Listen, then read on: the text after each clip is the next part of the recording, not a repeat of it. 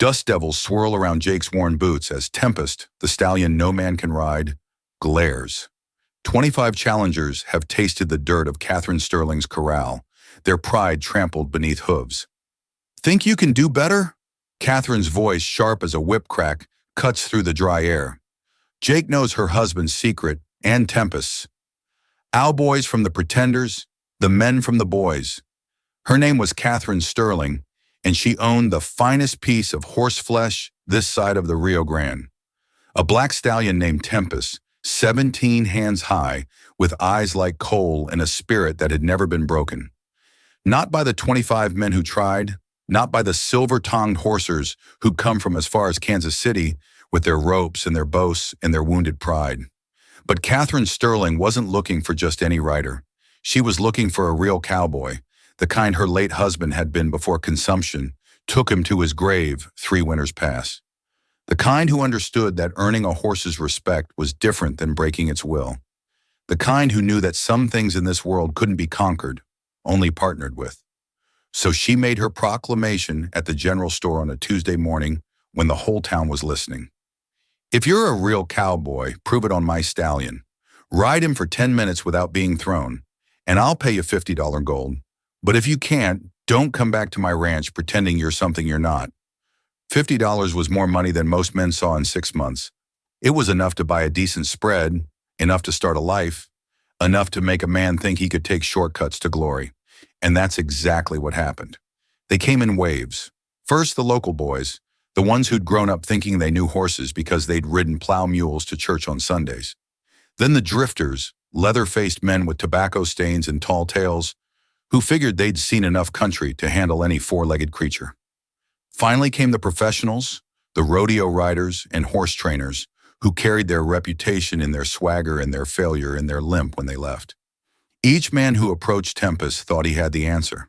Some came with whips, thinking fear would make the stallions submit. Others brought sugar cubes and gentle words, believing they could sweet-talk their way onto his back. A few arrived with elaborate contraptions, ropes and pulleys, and leather straps designed to force compliance. But Tempest had his own ideas about compliance. The first man lasted 8 seconds. The stallion reared up like a dark angel reaching for heaven, then twisted sideways with a violence that sent the rider sailing into the corral fence.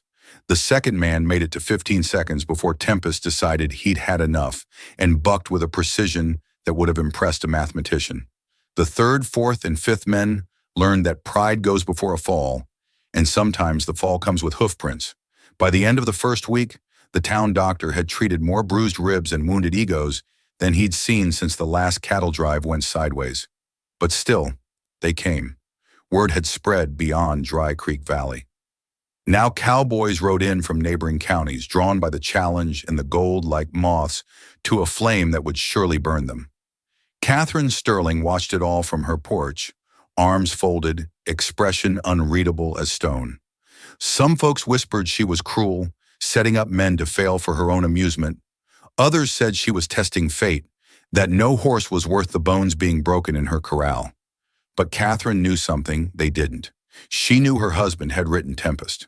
Once the day before he died, when the fever was already burning through him like summer lightning, he'd walked out to that corral, and somehow that wild stallion had let him climb aboard. For 10 minutes they'd moved together like they were dancing to music only they could hear. Man and horse in perfect harmony, circling the corral with a grace that made watching feel like witnessing something sacred. When her husband finally dismounted, his eyes were bright with more than fever. "That horse knows things, Catherine," he'd whispered. "He's waiting for the right man, someone who understands what it means to be free." Now, 3 years later, she was still looking for that man. The 15th challenger came on a Thursday. He was young, maybe 22, with sun-bleached hair and the kind of confidence that hadn't been tested by enough failures yet. He lasted 12 seconds, which was impressive, until Tempest decided to add a little creativity to the dismount. The boy landed face first in the water trough, came up sputtering and cursing, and rode out of town without looking back. The 20th challenger was different, older, quieter, with scars on his hands that spoke of real work with real animals. He approached Tempest with patience, spent an hour just standing near the fence, letting the stallion take his measure. When he finally climbed into the corral, There was hope in the air, thick as summer humidity. He lasted nearly 4 minutes before Tempest reminded him that patience and partnership were two different things entirely. By the time the 25th man limped away from the Sterling ranch, defeat hanging on him like a wet coat, the whole county was talking. Some said Catherine's challenge was impossible. Others claimed the horse was touched by the devil himself. A few wise old-timers suggested that maybe, just maybe, the right man simply hadn't come along yet. But Catherine Sterling kept waiting because she'd seen what was possible. She'd watched her husband and that stallion move like two parts of the same soul. And she knew that kind of connection couldn't be forced or bought or beaten into existence. It had to be earned. It had to be real. And somewhere out there, she believed, was a real cowboy who would understand. Miles away, in a lined shack that smelled of coffee grounds and old leather, a man named Jake Morrison sat by a dying fire, listening to the wind tell stories through the gaps in the ched logs. He'd heard the rumors drifting along the cattle trails like tumbleweeds. Stories of a black stallion that couldn't be ridden and a widow's challenge that had broken more men than a hard winter.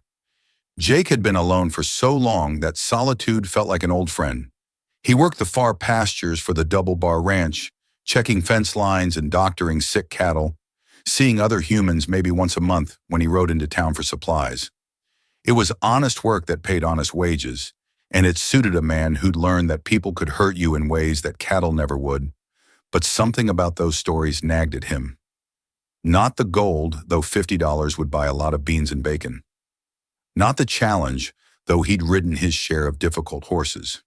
It was something else, something that whispered to him in the quiet moments between sleep and waking, when a man's defenses were down and truth could slip in like morning light through a cracked shutter. Maybe it was the way the story was told, not as a contest to be won, but as a test to be passed, not as a horse to be broken, but as a partnership to be forged. Or maybe it was simply that Jake Morrison had been running from something for so long that he'd forgotten what it felt like to run towards something instead. He'd been a different man once, before the war changed him, before he'd seen what men could do to each other when they forgot they were supposed to be human. Before he'd learned that sometimes the only way to survive was to stop caring about anything beyond your next breath. But horses were different. Horses didn't lie or betray or leave you bleeding in a ditch because they disagreed with your politics. Horses were honest in their fear and their trust, their anger and their affection. A horse would tell you exactly what it thought of you, and if you were smart enough to listen, you might learn something worth knowing. The fire popped, sending sparks up the chimney like tiny prayers seeking heaven. Jake pulled his coat tighter and made a decision that would change everything. Come morning, he would saddle his geeling and ride toward Dry Creek Valley. Not for the money, not for the glory, but because sometimes a man had to find out what he was made of, even if the finding broke him, especially if the finding broke him. Because Jake Morrison suspected that he'd been broken for a long time already. And maybe, just maybe, it was time to see if the pieces could be put back together in a way that made sense. The wind outside grew stronger, rattling the windows like restless spirits demanding attention. Inside the line shack, a lonely cowboy closed his eyes and dreamed of black stallions and second chances, unaware that tomorrow would begin the ride that would define the rest of his life. The morning came cold and sharp as broken glass. Jake Morrison saddled his geeling in the gray light before dawn, his hands moving through familiar motions, while his mind wrestled with doubts that multiplied like shadows. He'd packed light, just coffee and heart attack, a bedroll tied behind the candle, and the kind of quiet determination that came from a man who'd finally stopped running from his own reflection. The ride to Dry Creek Valley took him through country that changed with every mile. Rolling grassland gave way to broken mesa, then dropped into valleys where cottonwoods hugged seasonal creeks like old friends sharing secrets. His geeling, a steady bay named Copper, picked his way along cattle trails and deer paths with the sure-footed wisdom of an animal that had seen enough rough country to know which stones would hold and which would roll. By midday, the sun had burned off the morning chill, and Jake could see the valley spreading out below him like a promised land that might deliver salvation or damnation, depending on what a man brought to the bargain. Smoke rose from chimney pipes in the distance, and he could make out the geometric patterns of fenced pastures carved into the natural curves of the landscape. But it was the sound that reached him first, a sound like thunder contained in too small a space, like fury given flesh and hooves. Even from half a mile away, Jake could hear Tempest's challenge echoing off the valley walls, a declaration that said more about wildness and freedom than any poem ever written. Copper's ears cricked forward, and Jake felt something stir in his chest that he hadn't felt in years. Not excitement exactly, but recognition, like calling to like across the distance between what was and what might be. The Sterling Ranch sat in a natural bowl of land, where spring water gathered and grass grew thick, even in dry years. It was the kind of spread that spoke of careful planning and harder work, where every fence post had been set with purpose, and every building placed to catch the morning sun while blocking the worst of the winter wind. But Jake's eyes went straight to the corral, where a crowd had gathered like spectators at a hanging. Another challenger had arrived ahead of him. Jake dismounted at the edge of the crowd and led Copper to a hitching post near the barn. The men gathered around the corral were the usual mix you'd find at any spectacle in cattle country. Cowboys from local spreads, townsmen with soft hands and hard opinions, drifters who followed excitement like dogs following bacon scraps. They were all watching a man in fancy chaps and silver spurs approach the black stallion with the kind of swagger that announced he'd never met a horse he couldn't handle. Tempest stood in the center of the corral like a storm made flesh. His coat was black as midnight water, so dark it seemed to absorb light rather than reflect it.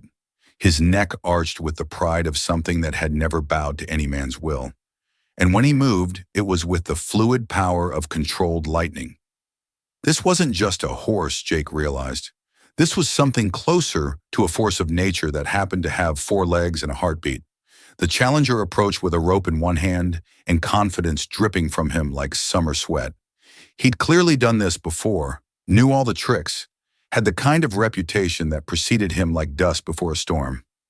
The crowd murmured approval as he began working the rope, building a loop with practiced ease. But Tempest had seen ropes before.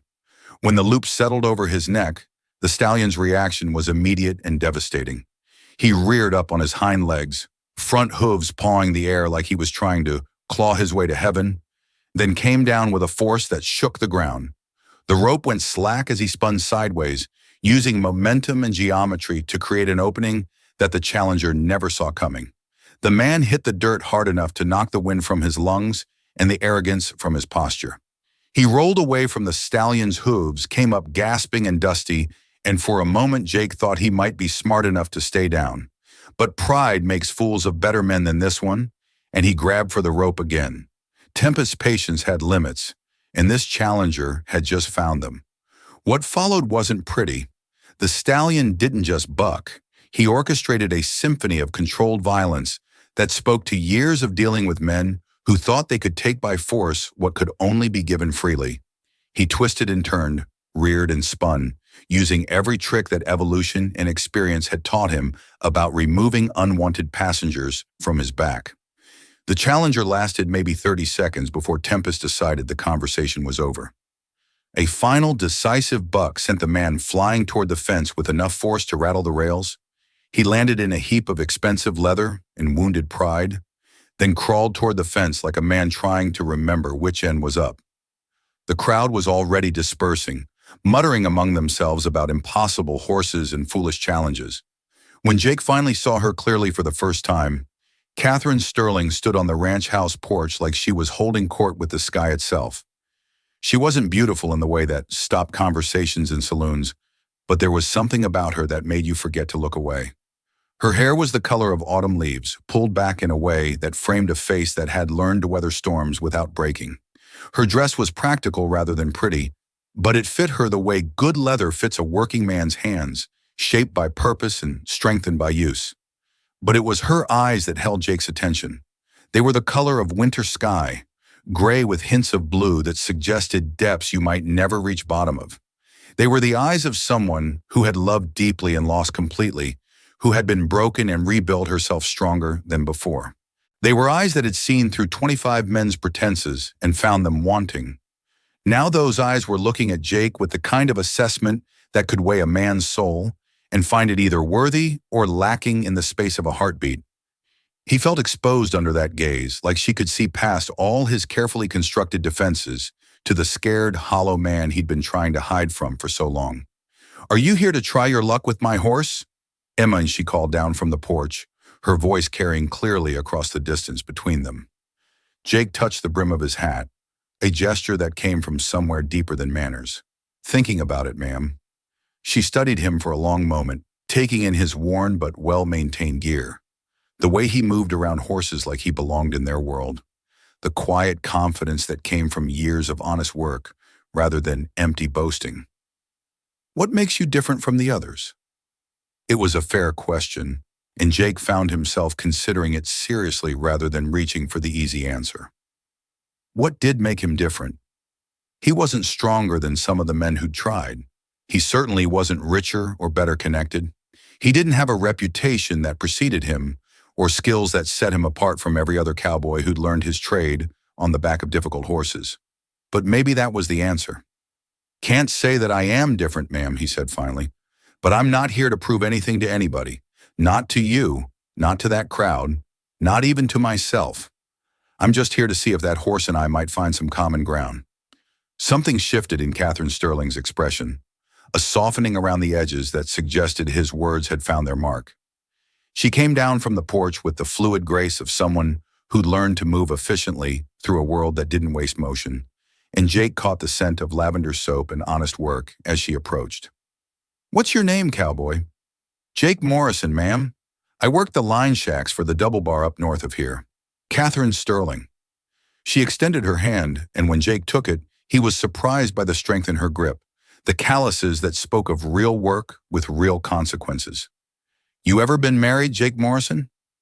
The question caught him off guard, not because it was inappropriate, but because it cut straight to something he'd been avoiding for years. "No, ma'am, came close once before the war." After that, he let the words trail off, hoping she'd understand what he couldn't quite say. She nodded like she'd expected that answer. "My husband could ride that horse. Only man who ever could. You know why?" Jake studied Tempest, still pacing the corral with the restless energy of caged lightning. "I guess it's because he didn't try to break him." "That's part of it." Catherine's voice carried a note of approval. "But there's more. He understood that some things in this world are worth partnering with rather than owning. That real strength comes from knowing when to yield and when to stand firm. That earning trust is different than demanding obedience." She was talking about more than horses. Now Jake realized she was talking about the kind of man her husband had been, the kind of man she was looking for, the kind of man who might understand that some challenges weren't meant to be conquered, but transcended. "The rules are simple," Catherine continued. "Stay on his back for 10 minutes without being thrown, and you win the $50. But if you get thrown, you leave and don't come back." And Jake Morrison, "Yes, ma'am. Don't try this unless you're sure, because once you step into that corral, there's no going back to who you were before." Jake looked at the corral, then back at Catherine Sterling, and felt something settle into place inside his chest, like a key finding its lock. "Ma'am, I haven't been sure about much of anything for a long time, but I'm sure about this." She studied his face for another moment, then nodded once. "Then you better get acquainted with him first. Most men just climb over that fence like they're mounting a Sunday horse. Tempest doesn't appreciate that kind of presumption." Jake approached the corral slowly, his boots making soft sounds in the packed earth. The few remaining spectators had gathered closer now, sensing that this cowboy might be different from the parade of failures they'd witnessed. But Jake barely noticed them. His attention was fixed on the stallion that stood watching him with eyes like black diamonds, intelligent and calculating and utterly without fear. "Easy there, partner," Jake said quietly, his voice carrying no further than the horse's ears. He didn't climb the fence. Instead, he leaned against the rails and simply waited, letting Tempest take his measure the same way he was taking the stallion's. Tempest approached with a cautious curiosity of something wild that had learned to expect the worst from humans, but hadn't quite given up hope of finding better.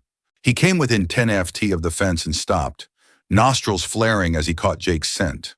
The stallion's ears moved forward and back, reading signals that most men never learn to send. "You've had your fill of fools, haven't you?" Jake murmured. Men who think they can take what you never offered to give. But that's not what this is about, is it? Tempest took another step closer than another. Jake remained perfectly still, not reaching out, not making demands, just being present in the way that horses understood better than words. Time stretched like taffy in summer heat, measured not in minutes, but in heartbeats and the subtle shift of muscle beneath midnight hide. My husband used to talk to him just like that, Catherine said softly from behind Jake. Said horses could hear the truth in a man's voice, even when the man himself had forgotten what truth sounded like. Jake turned his head slightly but kept his eyes on Tempest. What did your husband do? Before the consumption took him, he was a horsebreaker, the best in 3 counties. But he never broke anything, if you understand my meaning. He had a way of showing horses what they could become instead of forcing them to be something they weren't. Her voice carried the weight of memory and loss. He said, the best horses, the ones worth having. They choose their riders as much as riders choose them. Tempest had moved closer now, close enough that Jake could see the scars along his neck and shoulders. Evidence of previous encounters with men who tried to take by force what could only be earned through understanding. There was intelligence in those dark eyes and something else, recognition maybe, or possibility. He's been waiting, Jake said, not really speaking to Catherine, but not exactly talking to himself either. 3 years, she confirmed. 3 years of men thinking they could master him with whips or bribes or fancy gear. 3 years of him teaching them the difference between submission and partnership. Jake finally moved, just his hand, extending it palm up toward the fence rail. Tempest's ears flicked forward, and after a moment, that felt like forever. The stallion stepped close enough to blow warm breath across Jake's fingers. Not quite touching, but close enough to establish that communication was possible. You ready for this? Catherine asked. Jake looked at her over his shoulder, seeing something in her expression that hadn't been there before. Hope maybe, or the kind of cautious optimism that comes from watching too many dreams die but not quite being ready to give up on dreaming. Ma'am, I've been ready for something like this my whole life. I just never knew what it was until right now. He climbed the fence then, moving slowly and deliberately, giving Tempest every opportunity to object or retreat. But the stallion held his ground, watching with the intensity of something that had learned to read men's souls through their actions rather than their words. The corral felt different from inside, bigger somehow, but also more intimate. It was just Jake and Tempest now, with Catherine and the remaining spectators fading into background noise like distant thunder. The stallion moved with liquid grace, circling Jake at a distance that suggested interest without commitment, evaluation without verdict. You know what they say about you, Jake said conversationally, matching Tempest's movement with his own, staying centered but not confrontational. They say you're unrightable, that you've got the devil in you, that you're too proud and too wild and too stubborn for any man to handle. Tempest snorted, a sound that might have been amusement or disdain or simple acknowledgement of the truth. But I don't think that's it at all, Jake continued, his voice steady and low. I think you're just tired of men who want to own you instead of know you. Tired of being treated like a problem to be solved instead of a partner to be earned. The stallion's ears pricked forward, and he slowed his circling pace. Not stopping, not yet, but considering. See, the thing is, I'm not here to break you or tame you or make you into something you're not. Jake stopped moving and let Tempest continue his circle. I'm here because I think maybe we've both been carrying something heavy for too long. And maybe, just maybe, we can help each other figure out how to set it down. Tempest completed another circle, then another, each one bringing him incrementally closer to where Jake stood in the center of the corral. The afternoon sun caught the highlights in his black coat, revealing depths of color that spoke to bloodlines and breeding, and something indefinable that separated the extraordinary from the merely good. My husband said something once, Catherine called from the fence, her voice carrying clearly in the still air. He said, the best horses don't need to be broken because they were never really wild to begin with. They were just waiting for someone who could speak their language. Jake nodded without taking his eyes off Tempest. The stallion had stopped circling now and stood perhaps 15 ft away, head high, ears forward, every line of his body speaking to attention and possibility. This was the moment, Jake realized.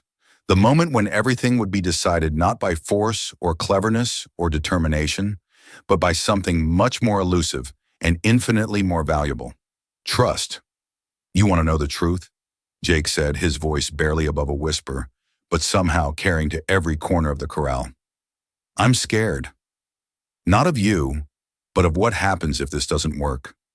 Because I've been empty for so long that I'd forgotten what it felt like to want something real. And you're about as real as anything gets. Tempest took a step forward, then another. His movement was deliberate, considered the decision of something that had weighed all the evidence and reached a verdict that surprised even him. That's it, Jake breathed. That's the way. No rush, no pressure, just two souls figuring out if they can find some common ground in a world that's forgotten how to be gentle. The stallion approached until he was close enough to touch. Close enough that Jake could see his own reflection in those dark eyes. For a long moment, they simply stood there, man and horse, each taking the measure of the other in ways that had nothing to do with strength or skill or reputation. Then, moving with the slow certainty of sunrise, Jake reached out and laid his palm against Tempest's neck. The stallion didn't flinch, didn't step away, didn't rear or strike or demonstrate any of the violent rejections that had become his signature response to human contact. Instead, he leaned into the touch just slightly, just enough to say that perhaps after all this time, after all these failed attempts, after all the pain and disappointment and broken trust, maybe it was time to try again. Maybe it was time to remember what partnership looked like. The crowd at the fence had gone completely silent. Even Catherine Sterling seemed to be holding her breath as Jake slowly, carefully began to run his hand along Tempest's neck and shoulder, mapping the contours of muscle and bone, learning the language of this magnificent creature who had waited so long for someone who could speak it fluently. "Well, I'll be damned," someone whispered from the fence. But Jake barely heard it. His world had narrowed to this moment, this horse, this possibility that hung between them like morning mist, fragile and beautiful and full of promise. "You ready?" Jake asked, though the question was meant more for himself than for Tempest. The stallion's response came not in words, but in the subtle shift of weight, the way his muscles relaxed just enough to suggest acceptance without surrender.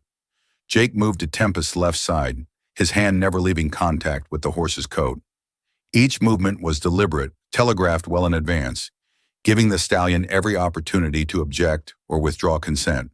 But Tempest held steady, his breathing deep and even, his attention focused on this strange man who spoke in whispers instead of shouts, who asked instead of demanded. The mounting process took nearly 10 minutes, not because Jake was afraid, but because he understood that this wasn't about climbing onto a horse. This was about joining something, becoming part of a partnership that had to be built one heartbeat at a time. He gathered the makeshift res, nothing more than a rope halter, and placed his left foot in the stirrup he'd fashioned from a length of braided leather. Tempest's ears flicked back, then forward again. Listening, considering the stallion could have exploded into motion at any point, could have sent Jake flying before he'd even settled into the saddle. Instead, he waited with the patience of something that had finally found what it had been looking for. When Jake's weight settled across Tempest's back, the world seemed to hold its breath. The stallion stood motionless for a heartbeat. 2, 3. Then with a movement so smooth it felt like floating, Tempest took a single step forward. "Sweet Mother of God," someone breathed from the fence, but their voice seemed to come from another world entirely. Jake's universe had contracted to the space between Tempest's ears, to the rhythm of hooves against packed earth, to the feeling of controlled power moving beneath him, like captured lightning learning to dance. They walked first, just a slow circuit of the corral, both horse and rider finding their balance together. Tempest's gait was unlike anything Jake had ever experienced. It wasn't the jarring bounce of a green horse or the mechanical precision of a well-trained mount. This was something organic, fluid, like being carried by the wind itself. "How long has it been?" Catherine called from the fence, her voice tight with something that might have been wonder or fear or both. Jake glanced toward the sun, trying to judge the passage of time, but realized it didn't matter. Minutes or hours, he was lost in this moment. In the feeling of partnership was something wild and magnificent, and utterly without pretense, Tempest moved beneath him with growing confidence, their connection deepening with each stride. Then the stallion made his decision. Without warning, without any of the preliminary theatrics that usually announced a horse's intention to test its rider, Tempest launched into a trot. Not the jarring bone-rattling gait that most horses produced, but something smoother, more purposeful. Jake felt the change in rhythm, the shift from walking meditation to something approaching flight. And instead of fighting it, he went with it. "That's it," he whispered, his voice lost in the wind they were creating. "Show me what you can do." Tempest's response was immediate and breathtaking. He shifted into a canter that felt like riding a storm cloud, each stride covering ground with the efficiency of something born to run. The corral fence flashed past them in a blur of wood and wire, and Jake caught glimpses of faces pressed against the rails, mouths open in amazement. But none of that mattered. What mattered was the conversation happening between his body and Tempest, the wordless communication that flowed between them like electricity through copper wire. When Jake shifted his weight slightly to the left, Tempest banked into the turn with the precision of a hawk riding thermals. When Jake relaxed his grip on the rez, the stallion responded by extending his stride, reaching for distance and speed with the joy of something finally allowed to be what it was meant to be. They were no longer rider and horse. They were something new, something that had never existed before this moment and might never exist again. They were partnership made manifest, trust given form, the answer to a question that neither had known how to ask until they found each other. The minutes stretched and flowed like honey in sunlight. Jake lost track of everything except the rhythm beneath him. The feeling of Tempest's breathing synchronized with his own. The way the stallion's ears stayed, pride cricked forward in an expression of pure, uncomplicated joy. This wasn't about dominance or submission, breaking or being broken. This was about two souls recognizing something familiar in each other and choosing to move forward together. 10 minutes. Catherine's voice cut through the sound of hooves and wind, but she might as well have been speaking from another planet. Jake heard her words without comprehending their meaning, too lost in the conversation he was having with Tempest to remember that this had started as a challenge with rules and time limits and monetary prizes. But Tempest remembered. The stallion began to slow, not from exhaustion or reluctance, but with the deliberate control of something that understood the difference between freedom and chaos. He brought them down from canter to trot to walk with the same fluid grace that had marked their entire ride, finally coming to rest in the center of the corral where they had begun. The silence that followed was profound. Jake could hear his own heartbeat, could feel Tempest's breathing gradually returning to normal beneath him, could sense the weight of a dozen pairs of eyes watching from the fence. But none of that seemed real. What was real was the warmth of the horse between his legs, the trust that had been offered and accepted, the knowledge that something fundamental had changed in both of them. "I'll be damned," someone finally whispered from the crowd, and the words seemed to break whatever spell had held the moment suspended outside of time. Jake dismounted slowly, his legs unsteady, not from fear, but from the after effects of experiencing something transcendent. Tempest turned his head to watch Jake's descent, and for a moment their eyes met in a look that contained volumes of unspoken understanding. 15 minutes, Catherine said, her voice carrying clearly across the corral. "You rode him for 15 minutes. Jake looked at her in confusion, still too dazed by what had just happened to fully process her words. "The challenge was 10 minutes, Mom. I figured the challenge was 10 minutes without being thrown." She interrupted, stepping through the gate into the corral. "You weren't thrown. You could have ridden him all afternoon if you'd wanted to." She approached Tempest with the easy familiarity of long acquaintance, running her hand along his neck in a gesture that was part congratulation, part relief, part something deeper that Jake couldn't quite identify. The stallion whickered softly at her touch, a sound of contentment that Jake had never heard him make before. "He remembers," Catherine said softly, her hand still stroking Tempest's neck. "He remembers what it feels like to carry someone who understands." Jake watched the interaction between woman and horse, seeing in it echoes of the partnership he had just experienced. There was history here, layers of meaning that went deeper than any simple transaction or challenge. Catherine Sterling wasn't just offering $50 to anyone who could ride her horse. She was looking for something specific, something that had been lost and might never be found again. "Your husband," Jake said quietly. "He rode like that?" Catherine's smile was soft and sad and beautiful all at once.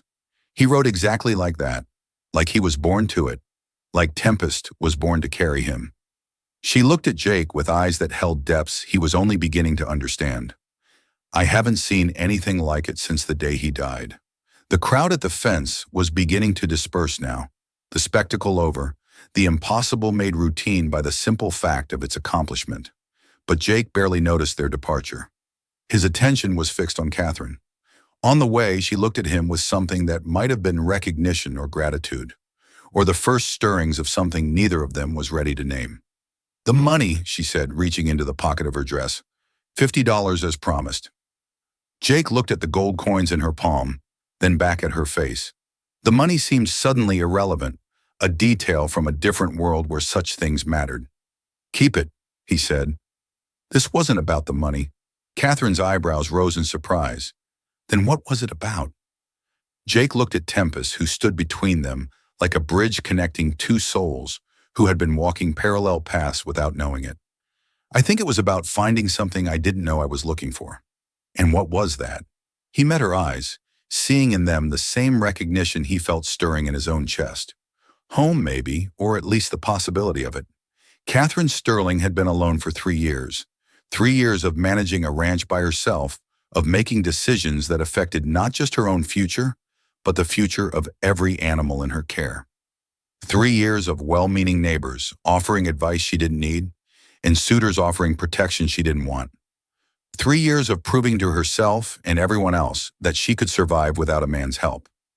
But surviving wasn't the same as living, and watching Jake Morrison ride her husband's horse had reminded her of the difference. "You have somewhere you need to be?" she asked, the question casual, but weighted with possibility. Jake looked around the ranch, taking in the well-maintained buildings, the carefully tended pastures, the sense of order and purpose that spoke to someone who understood what it meant to build something lasting. Then he looked back at Catherine, seeing in her face the same quiet strength he'd felt in Tempest, the same patient endurance that came from weathering storms without breaking. "No, ma'am," he said finally. "Can't say that I do. The Double Bar Ranch, they'll miss you." Jake thought about his lined shack, about the solitude that had been both refuge and prison for longer than he cared to remember, about cattle that needed tending and fences that needed mending, and the endless cycle of work that filled days without filling the emptiness inside them. "They'll find someone else," he said. "Always do." Catherine nodded as if his answer was exactly what she'd expected. "I could use help around here. Running a spread this size alone, it's more than one person should handle. The pay is fair, and there's a cabin out by the north pasture that needs someone living in it." She paused, studying his face as if trying to read his thoughts written there. "Of course, there's one condition." "What's that?" "Tempest comes with the job.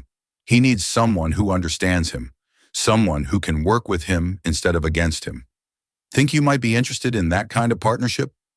Jake looked at the stallion, who had moved closer during their conversation, and now stood with his head lowered, breath warm against Jake's shoulder. The horse's presence felt like an anchor, something solid and real in a world that had been shifting beneath his feet for longer than he cared to remember. "Yes, ma'am," he said, his voice steady with the kind of certainty he hadn't felt in years. "I believe I might be very interested in that."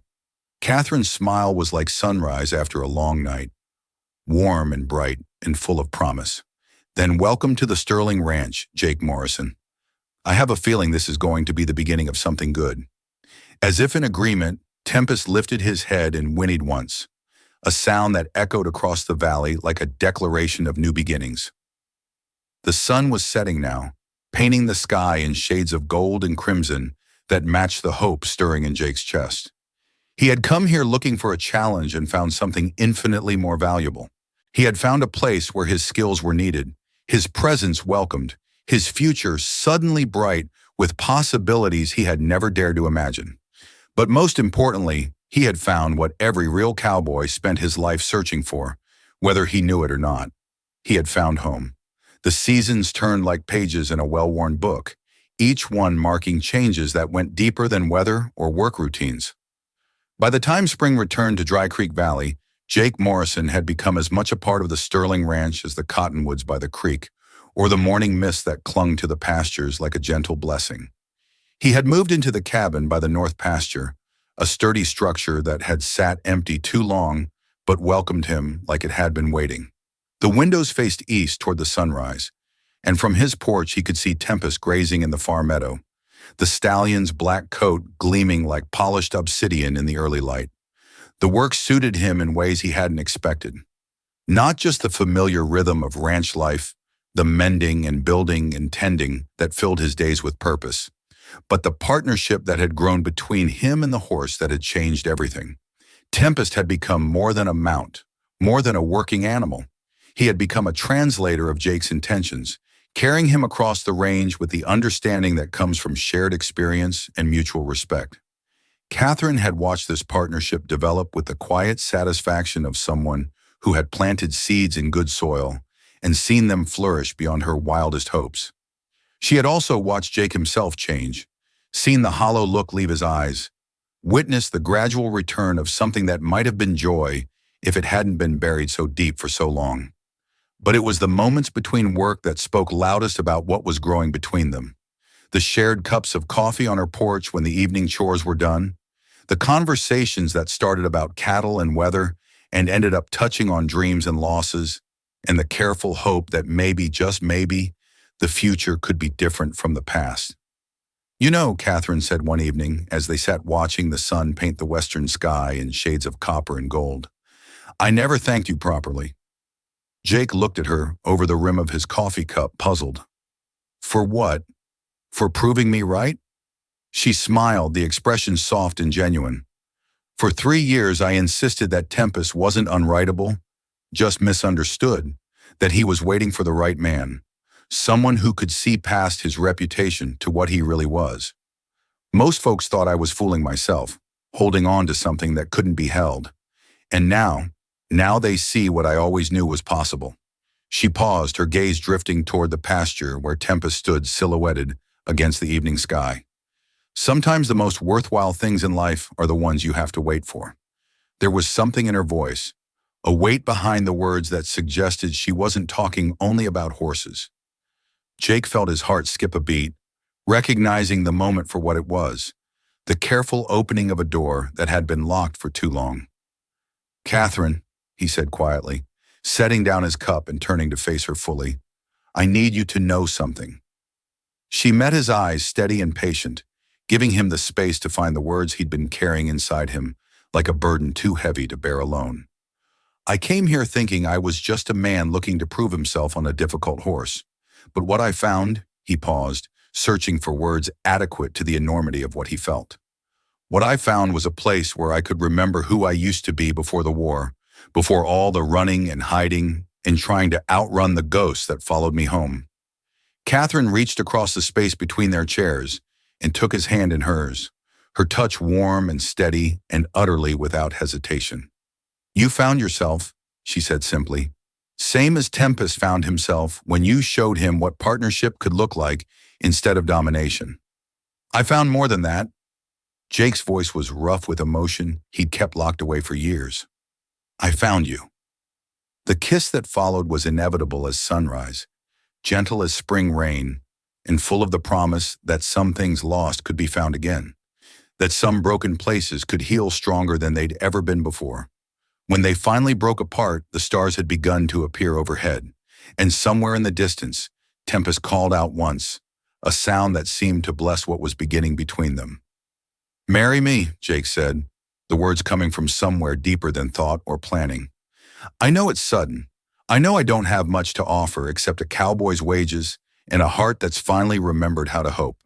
But Catherine silenced him with another kiss, this one fierce and joyful, and full of the certainty that comes from recognizing something you've been waiting for without knowing its name. "Yes," she whispered against his lips. "Yes, Jake Morrison. Yes to all of it." The wedding took place 6 months later on an October morning when the cottonwoods had turned gold and the air carried the crisp promise of winter. It was a simple ceremony held in the ranch house parlor with a handful of neighbors as witnesses and a preacher who had ridden out from town specifically for the occasion. Catherine wore her mother's dress, carefully preserved and altered to fit, the ivory silk complemented by a strand of pearls that had been her grandmother's. Jake had bought a new shirt for the occasion, pressed his best pants, and polished his boots until they reflected the morning light streaming through the windows. But it was Tempest who provided the most memorable moment of the ceremony. As Jake and Catherine spoke their vows on the front porch, the stallion approached the fence and stood watching, his magnificent head held high, his presence somehow sanctifying what was taking place. When the preacher pronounced them husband and wife, Tempest reared up on his hind legs once, a joyful celebration that made everyone laugh and Catherine cry happy tears into her new husband's shoulder. The years that followed were marked not by dramatic events, but by the quiet accumulation of contentment. Jake proved to be not just a skilled ranch hand, but a natural leader, gradually taking over more and more of the daily operations as Catherine's trust in his judgment grew. Together they expanded the Sterling Ranch, adding new pastures and breeding programs, building a reputation for quality horses that spread far beyond Dry Creek Valley. Tempest became the foundation stallion of their breeding program, his offspring inheriting not just his speed and strength, but his intelligence and his ability to form deep bonds with the right humans. Jake trained each of them personally, using the same patience and understanding that had won Tempest's trust, creating a line of horses known throughout the territory for their responsiveness and heart. But perhaps the greatest testament to what they had built together came 5 years after their wedding, when a young cowboy rode into the yard leading a limping horse and carrying the weight of visible desperation in his shoulders. "Name's Tom Bradley," the young man said, his hat in his hands and hope flickering in his eyes. "I heard tell you folks might have work for someone who's better with horses than he is with people." Jake and Catherine exchanged a look that carried 5 years of shared understanding, remembering another lost cowboy who had ridden into their lives carrying his own ghosts and searching for something he couldn't name. "Well, Tom Bradley," Catherine said with a smile that held all the warmth of hard-won wisdom, "I think we might just have exactly what you're looking for." And as the sun set over Dry Creek Valley that evening, painting the sky in familiar shades of gold and crimson, Jake Morrison stood on his porch with his wife beside him and watched a new story beginning. Somewhere in the pasture, Tempest lifted his head and called out once, a sound that seemed to say that some challenges weren't meant to break a man, but to remake him, and that sometimes the most beautiful things in life came to those who were brave enough to prove themselves worthy of them. In the Wild West, they said, only the strong survived. But Jake Morrison had learned a different truth, one written in the language of trust and partnership and love that endured. Sometimes it wasn't about being the strongest or the fastest or the most fearless. Sometimes it was simply about being real,